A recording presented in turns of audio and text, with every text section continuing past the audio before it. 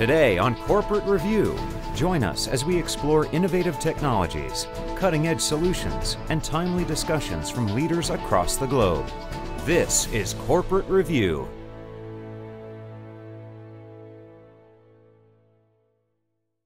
Welcome to Corporate Review. I'm Jackie Bales. It can be a nightmare for organizations to implement a biometric system and integrate it with all of their existing technologies. Here today we have Sami Elhini, president of Creatrix, to discuss how his company has developed a process infused with experience and expertise that helps organizations navigate the most complex biometric systems integration. Welcome, Sami. Hi, Jackie. It's nice to be here. Thanks for having me. Sami, why is this type of integration so challenging for most organizations? A lot of it has to do with the different types of technology that an organization has to deal with, and also the types of vendors that are in the industry. So you have a lot of people that make biometrics technology, like fingerprint matching systems, right, that aren't necessarily into the systems integration part of it. So you really need a company like ours that'll focus on all parts of the technology and become very adept at implementing solutions using them. And we do that. So we get to know the biometrics technologies really well, but we also get to know the other IT systems really well. Like the directory services, for example, which is what you would use to log into your machine, okay, or any other system that you would need to use a biometric to protect. The big challenge is the integration itself. As one of my colleagues who's, very much into the fingerprint matching industry says, the biggest challenge in biometrics, period, is integration, and that's really where we come in. So what exactly does Creatrix bring to the table then?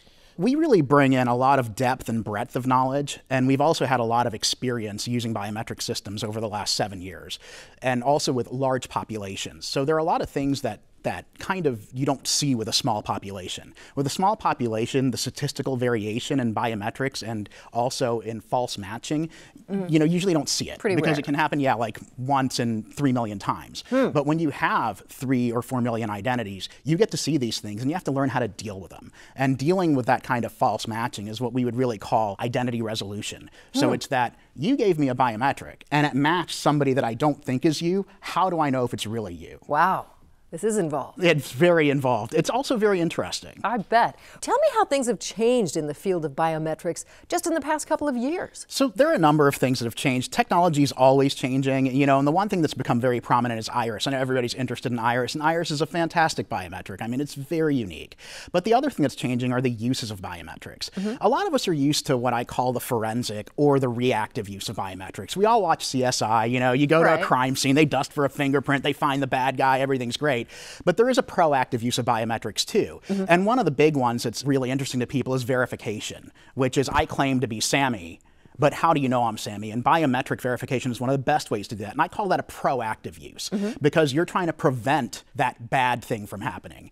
And the other ways that you can use it are to, in military and, like law enforcement, there's the encounter management piece of it that I look at, which is you might come across somebody, grab a biometric and check it against a database to see if you've encountered them before. Like when you look at the global war on terror, so to speak, right? If you encounter somebody in the field and you take their biometric and you get a hit and you know that another team encountered them, we might be having a problem. So encounter management is another big piece that's more proactive than reactive. Very interesting. In light of all of this and this complexity, tell us about Creatrix and how you fit into the picture.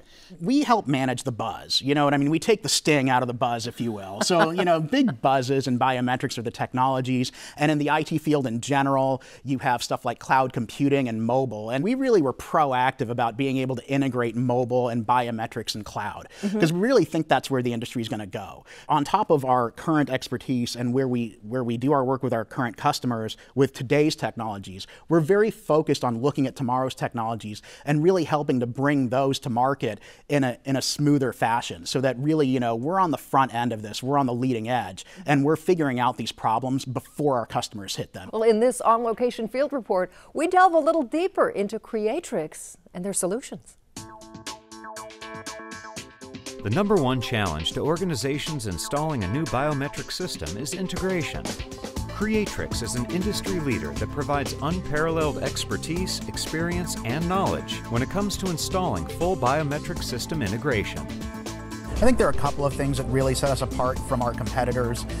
A lot of that is involved in how we fuse things like mobile application development, knowledge of biometrics, and also cloud infrastructures.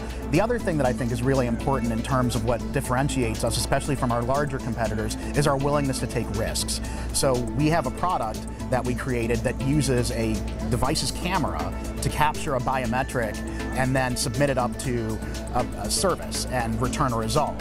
In some cases, larger companies may feel like they can't afford to take the risks of doing that, whereas we really believe that we can't afford not to take those risks.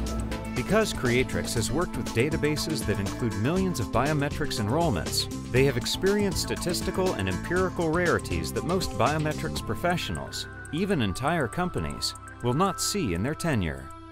With the proliferation of negative news stories around this area of technology, like identity theft, Creatrix is well poised to get people to generally accept how biometrics work and how they can be beneficial in their lives. Biometrics covers a wide range of features and attributes of a person. It could be your iris, it could be your fingerprint, your voice, it could be your face in terms of using face recognition. All of these things have varying degrees of collectability, meaning the ease of collection, and varying degrees of accuracy. So what you really need to do is you need to look at what it is you want to accomplish, and we can help you do that, and then select the biometric that's most appropriate for achieving that goal. With their depth and breadth of experience, along with software and systems engineering expertise, Creatrix can deliver world-class biometric system integration with small business agility and big business acumen. So tell me more about your role as an IT consulting company then. What we really do is we really try to have, I said before, enough depth and breadth in the areas that we work in, right? So, we want to be an expert in areas like biometrics and identity management, and we aim for doing that. So we get to know the vendors very well, we learn their products, but we're also very interested in having a broad range of these expertise so that we can integrate things like biometrics and the information technology systems, because you really need to be both wide and deep in these areas of knowledge. Mm-hmm. The breadth is so you understand the scope of what you're working on. Right. What does this really mean in the big picture? The depth is so that you don't miss the details that can absolutely ruin a project. And our expertise in the IT area is really what helps enable the use of these biometric systems outside of the basic uses that you see in law enforcement, which are, I'm going to do a forensic search. Mm-hmm. Now the question is, how am I going to protect a bank account, or how am I going to protect your medical records? And that takes a lot more knowledge in the IT area than, say, what it would take to do a search against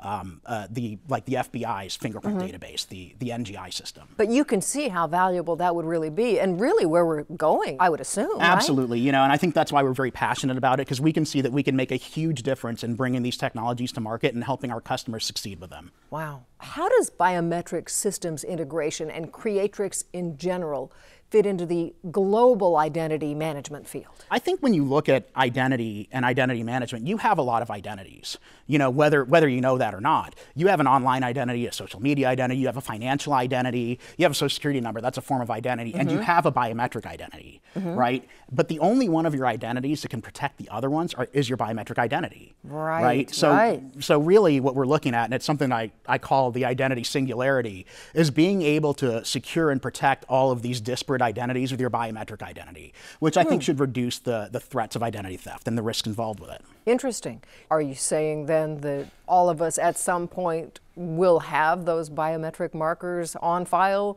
somewhere at the bank, whether it be the bank, the government, or whatever? I think so. I think as people get more used to the idea of using biometrics, then that will happen. And one of the things that I think makes people nervous about biometrics is what we call the retention of the image, so to speak, right? Like the actual picture of your fingerprint. It's not necessary for matching. You only need the template. And there is a trade-off, and there's always going to be a trade-off between security and convenience, right? It's very convenient for me to keep the image because I can always generate a new template, which is the mathematical representation of your fingerprint off of the image. But it could be less secure. If the template is compromised, your identity isn't really stolen or lost. If the image is, then we have a real problem. So I would rather take on the inconvenience of having to contact you and say, Jackie, you know what, I really need you to come back in. We found a much more effective and better template. Can you re-image, right? And as long as we're able to communicate those things to the wider consumer market, I think that you're going to see more use of biometrics. Then it becomes clear that when you're actually doing this thing, you're doing something that's more secure, not less secure than what you were doing before. Yeah. Talk about your biometric systems integration expertise and experience. Clearly, you have a lot.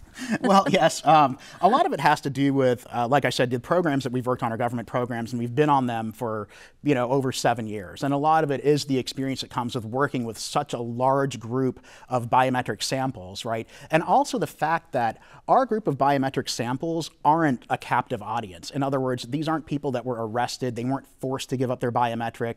So they came in, they applied for something, they had to go through an enrollment process, and they are the general public. And I think that that gives you a different view of how you use these things than if you were working in a totally captive market. So when you talk about, okay, can we apply this to more civilian uses? Can we apply it to more of a commercial use? Our experience in working with a population that isn't, as I call, captive, really helps us understand how we have to manage the process, how we have to communicate to people, and how we have to ultimately provide a service through the use of biometrics to the end user, not just to, say, law enforcement or a government entity.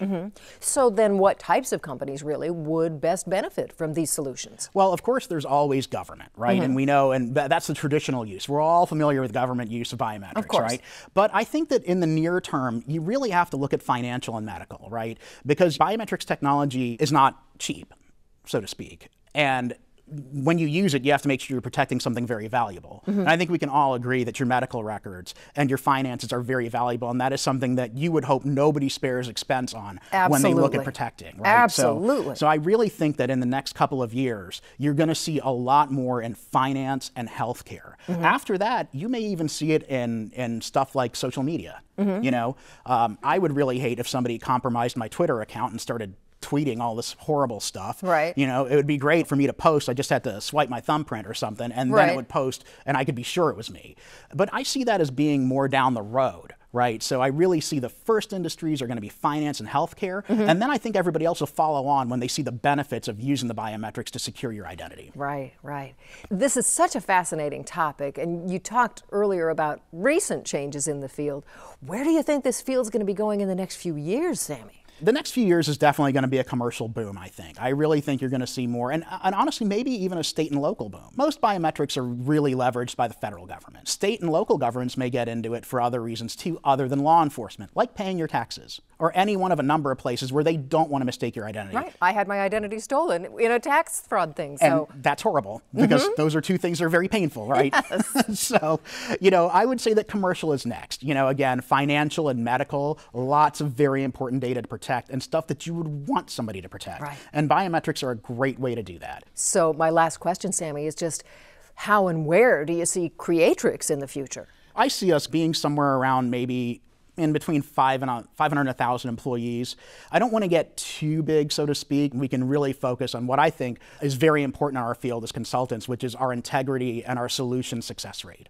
Creatrix really appears to have the experience and expertise to handle the job, and I really appreciate you, Sammy, joining us today to tell us about how important this really is. Well, thanks for having me. It's been great.